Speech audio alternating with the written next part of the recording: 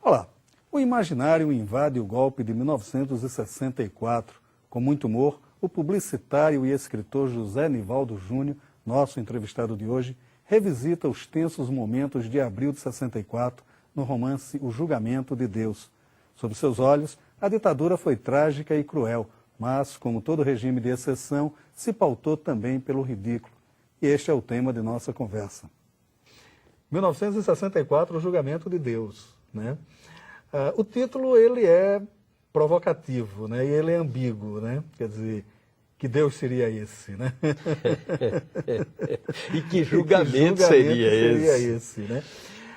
Mas é sobretudo o que a gente poderia classificar como uma fábula picaresca, uma grande brincadeira, não uma grande brincadeira, mas uma grande desnudamento da suposta seriedade do que foi o movimento de 64, apesar dos seus horrores, né? Quer dizer, como é o projeto do livro, como é que o livro se constrói? Maurício, você captou numa frase, você sintetizou o livro de uma forma que eu não vou conseguir repetir. O livro é isso, quer dizer, eu tenho uma formação de historiador, você conhece, você escreveu sobre o meu livro Maquiavel, o Poder, que ainda hoje é um sucesso, e hoje você é responsável pela orelha da edição especial comemorativa dos 20 anos, que já vai na terceira reimpressão, se não me engano. Então eu tenho uma formação de historiador, por um lado. Por outro lado, eu vivi aquele momento da ditadura militar, os vários momentos da ditadura militar, de várias formas. Em 64, quando houve o golpe, eu tinha 13 anos.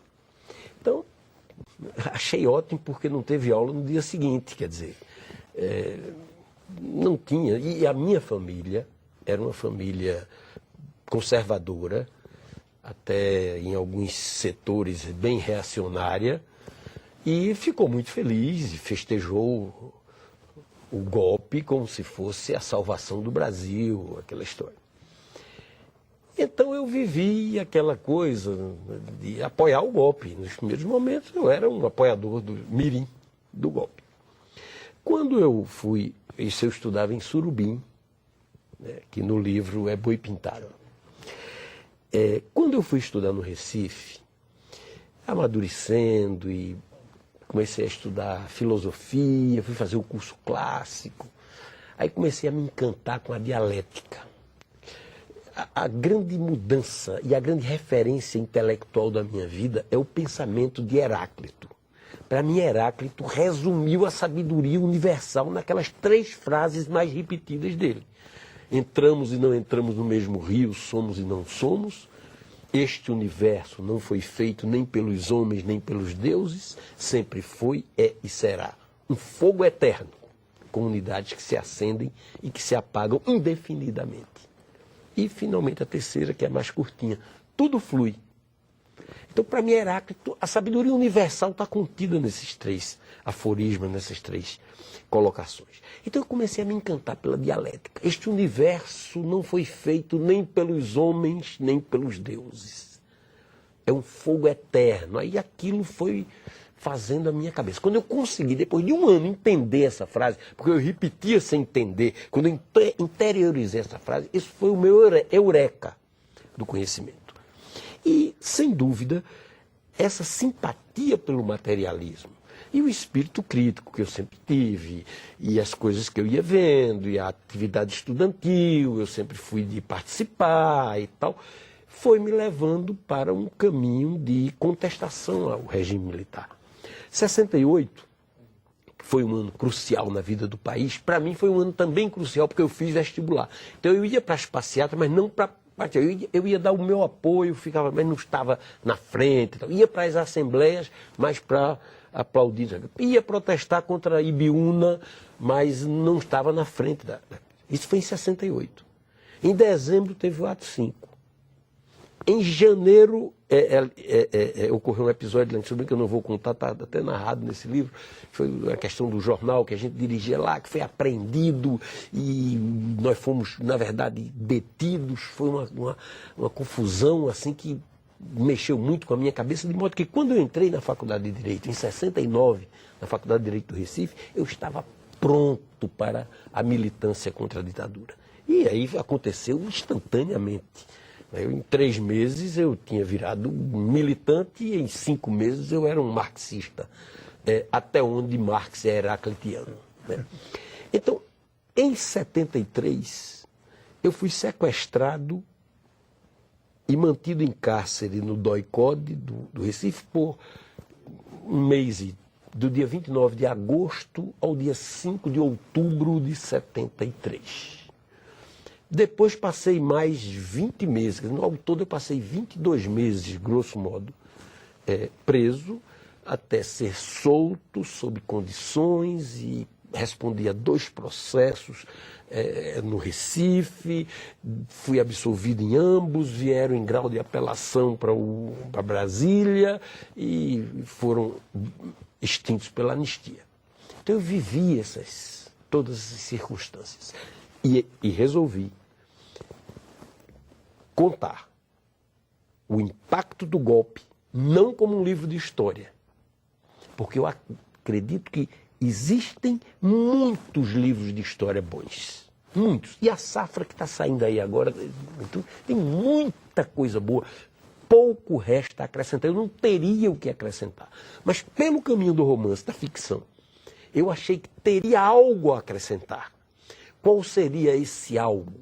Seria recriar fatos de uma maneira que desse um sentido mais dramático, mais humano e, ao contrário do frio livro de história, que o historiador é obrigado a ter uma relação, transmitisse a emoção dos acontecimentos. Então eu digo que este livro não tem nenhum compromisso com os fatos, o detalhe dos fatos, mas ele tem um profundo compromisso com o conteúdo da história. É porque é um livro curioso, né? Quer dizer, toda essa história da sua prisão, o seu pai narra no Pesadelo, né? Que é um livro que ele conta toda a sua prisão, o Zé Nivaldo, grande amigo, grande figura maravilhosa. Agora, no Julgamento de Deus, você faz uma coisa que é curiosa, porque você brinca ali entre realidade e ficção, trabalha muito com esses 2 níveis, onde uma não interfere na outra. Há um andamento, mas você brinca com o fato dos personagens serem caricaturescos mesmo, né? Porque era impressionante, né? Aquela coisa do um general cruel, né? Quer dizer, como é isso, né? E aqueles... havia uma frase do Tancredo Neves que eu acho que bem retrata isso. Ele dizia: na ditadura eu não tenho medo do general, porque esse tem consciência do que faz. Eu tenho medo do inspetor de quarteirão, que é a história do inspetor de quarteirão que chega em Surubim, né? Foi pintado, né? Foi pintado. É o xerife, né? Exato. Né? Eu faço uma brincadeira. Você levantou, desculpe interromper, mas você levantou uma questão fundamental. O livro, eu fiz uma apresentação, as pessoas já devem estar pensando que é um livro sério. O livro é um escracho, né, com a ditadura. O livro pega exatamente isso que você falou, o lado grotesco, porque todo movimento histórico tem vários lados, né? Você não depende de onde, para onde você coloca o olhar da câmera, né? Você pode pegar um lado, pode pegar o outro. Então, sem desprezar e sem deixar de denunciar o lado trágico do golpe, as torturas, as violências, eu tento captar o lado irônico do golpe, o lado absurdo da situação. Quer dizer, a partir do próprio golpe. O golpe foi um improviso total. Né? Todo mundo foi pegado de surpresa. Não foram apenas os legalistas que foram pegados de surpresa, não. Foram pegados de surpresa os norte-americanos, que estavam mandando um esquadra, essa história tentam desvirtuar, mas a esquadra estava nas costas. Então, ainda ontem eu vi um prócer do pensamento conservador. A esquadra estava no Panamá, a esquadra estava estacionada no Espírito Santo já, né, no dia 1º de abril, nas costas do Espírito Santo. Aí depois os caras disseram, não, a gente estava no Panamá e tal, para não criar constrangimento. Então, o golpe, apesar de ter sido muito tramado, quer dizer, na verdade ele vinha sendo tramado desde a queda de Getúlio, desde o tiro do peito de Getúlio. Desde 22, né? O tenentismo de 22 eram os generais. Mas se a gente fizer uma linha direta, para a gente não ir para Pedro Álvares Cabral, vamos para uma linha direta. A renúncia de Jânio. Na renúncia de Jânio, o golpe começou a ser tramado nesse sentido em que foi executado. E o presidente Kennedy, que eu dou uma tacadinha nele, com aquela cara de bonzinho, né, com aquela cara de mártir, de herói, foi quem atolou os Estados Unidos na Guerra do Vietnã e foi quem tramou a intervenção militar americana no Brasil, que acabou não se realizando.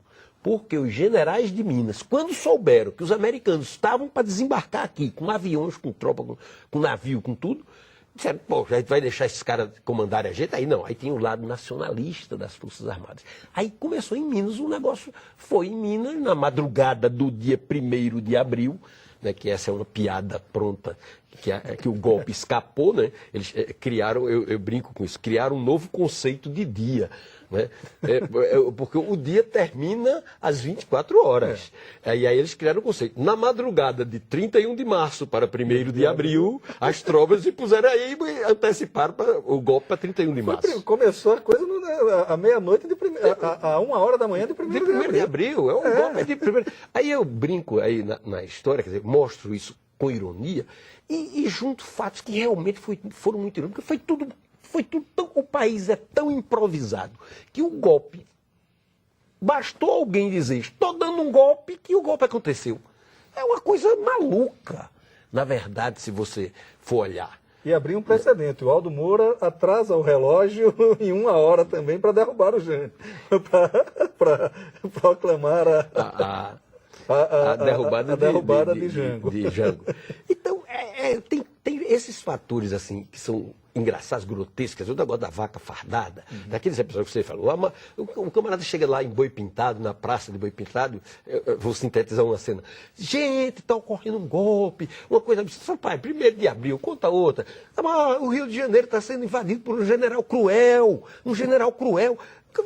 Que brincadeira, que coisa engraçada. Não, olha aqui, eu consegui pegar aqui no telégrafo, não sei ler direito, mas tem uma vaca fardada no comando das tropas, né? E o Popeye está metido nisso. Aí as pessoas, que coisa absurda, todo mundo ria, embolava no livro, as pessoas embolam de rir ao ler essas notícias. E depois era tudo verdade. Né? O general Olímpio Mourão se declarou, quando foi ser entrevistado mais adiante, eu apenas faço essa combinação de fatos, em matéria de política eu sou uma vaca fardada. Uma vaca fardada. O Popeye é porque ele usava um cachimbo, aí alguém, por ironia, botou Popeye, né, a Operação Popeye. E o título da operação americana, Brother Sun, um golpe militar na América Latina, intitulado de Brother Sun. Os caras morriam de rir quando viu isso, pensando que era brincadeira. Mas você tá louco, que cara para inventar dia de 1º de abril. Ele merece o Oscar tá inventando as mentiras dessas. Como é que as Forças Armadas Brasileiras vão aceitar uma operação chamada de Brother Sun? E a operação estava chamada de Tio Sam chamou a operação de Brother Sun. E eram umas coisas tão absurdas que aconteceram naquele momento que aquela coisa do imponderável, todo mundo pega de surpresa. E é engraçado porque você conta o golpe, né? Quer dizer, a consequência disso dentro de um microcosmo, né? Aquele ambiente, o interior, a coisa e tal, né? Mas que tem as mesmas proporções que teve em todo o Brasil, né? Quer dizer, de certa forma, é aquela coisa de transportar para um pequeno ambiente o absurdo que acabou tendo essas proporções todas, né? Quer dizer, também o romance tem essa brincadeira, tem essa dialética. Essa dialética. Vê, eu até tenho brincado, eu digo, a modéstia não é um dos meus defeitos, afasta. Eu digo isso um pouco brincando, eu também não sou modesto, não. Mas eu digo o seguinte, Tolstói dizia que era para ver o mundo a partir da aldeia, né? Algo assim. Aí eu digo, o que é que eu tento no julgamento de Deus, como no meu romance anterior, Atestado da Donzela 2? É fazer o episódio ver o mundo, mas o mundo também se voltar para a aldeia. Então, fazer essa interação da aldeia com o mundo. Então, no julgamento, e aí vamos para o julgamento de Deus. O que é o julgamento de Deus? O julgamento de Deus é o ponto alto do livro. Mas não é, o livro não é de religião, né? O julgamento de Deus é consequência de um desdobramento, de um processo do microcosmo, onde existe uma freira virgem que fica grávida, existe um pistoleiro que é assassinado em via pública, ressuscita e desce do céu num carro de fogo e passa a ser beato. Ele era a mistura do misticismo com o cangacerismo, né? E no fim do livro ele retorna para o cangacerismo, quer dizer, são coisas da cultura nordestina que eu utilizo. Tem uma série de ganchos assim, interessantes. A história, o aparecimento do xerife, que é o inspetor de quarteirão, né? Aí eu digo, inclusive, que quando Silvio T4, que é Silvio Rolim, né? Silvio Rolim, mas rapaz, por que não botasse meu nome? Porque tu não estava na BBC ainda, Silvio, tu só ia para a BBC depois. Aí, mas T4, aí eu digo, não, eu podia ter botado R4. Fica feito o registro. Silvio Rolim, o Silvio T4, como está no livro, ele conhecia a turma de Surubim e era da BBC. Então ele ia passar as férias lá, né? Então, viu o absurdo da situação do xerife, né? Que foi um camarada que chegou e tomou conta do poder e ninguém sabia quem era, né? Um xerife, o que é um xerife? É um xerife, numa situação revolucionária, tudo pode ser tudo. Né? O cara chega dando esporro no governador, dando ordem no prefeito, enquadrando o secretário de Agricultura, e os deputados começam a bajulá-lo, e aí ele toma o poder. Né? Toma o poder e vira um ditador. Aí se repete no microcosmo o que estava acontecendo. Só que em Brasília acontece o ato institucional número 1. Aí ele começa, os atos municipais. E aí ele enlouquece e sai com o ato municipal para tudo, né? Já ia no 17 ou 18, enquanto aqui ainda estava no primeiro. E eu uso essa frase do inspetor do quarteirão, que eu uso cabo de polícia, né? Eu digo que o pessoal da BBC disse, olha, o golpe está gerando... O perigo do golpe não são os generais, são os xerifes. Uhum. Né? Aí eu digo que essa frase inspirou depois a frase do Tancredo. É porque a análise histórica dos fatos é uma coisa, se olhada a grosso modo, né? Sempre há esses pontos de ridículos e de imponderáveis, né? Quer dizer, se você pegar a história do Brasil, de Getúlio até a eleição do Lula, você vai ver uma sucessão de fatos que era a coisa mais improváveis. Se você contasse isso de maneira fria, o presidente suicida assume um sujeito que logo em seguida morre, tem uma tentativa de golpe do que foi eleito, o cara torna-se um revolucionário, perde a eleição, não consegue fazer o sucessor, elege um cara que renuncia, que não sei o que, começa uma coisa. São consequências de fatos tão absurdos, né? Que há inclusive um episódio quando Paulo Freire lança no Nordeste o programa de alfabetização deles, o Castelo Branco, que era comandante do 4º Exército, diz a ele, vocês estão criando cobra para morder o pé da gente. Quer dizer, por estar alfabetizando.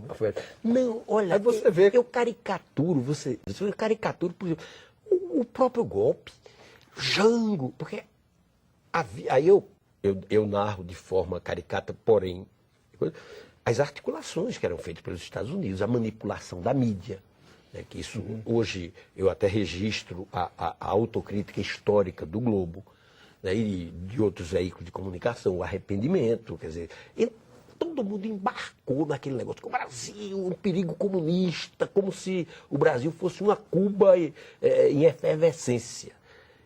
E quando você olha o que é que Jango propôs de mais perigoso, Foram reformas, não foi revoluções, reformas de base. E o que era de mais perigoso nessa reforma de base, isso eu disse sábado passado numa palestra, era a reforma agrária. E reforma agrária, o Brasil era tão maluca e absurdamente atrasado na mentalidade política, que a reforma agrária, que é a base do desenvolvimento de todos os países capitalistas, que na França, na Revolução Francesa foi feita e serviu para o desenvolvimento econômico da França, que nos Estados Unidos, no Brasil, em 1964, era coisa de comunista. É um negócio absurdo. Reforma agrária é um instrumento do capitalismo. Mas o campo no Brasil era tão atrasado, tão herdeiro do escravismo, escravagismo. Eu não tenho certeza se é escravismo ou escravagismo. Escravismo. Né? Então, aquela mentalidade senhorial que reforma agrária era coisa de comunista. Você imagine. Então, isso é mostrado no livro, né? Que vai caminhando, mostrando as questões locais, aí fatos pitorescos também do interior, que eu conto, faz parte, digamos assim, do meu não estilo, do meu estilo, né?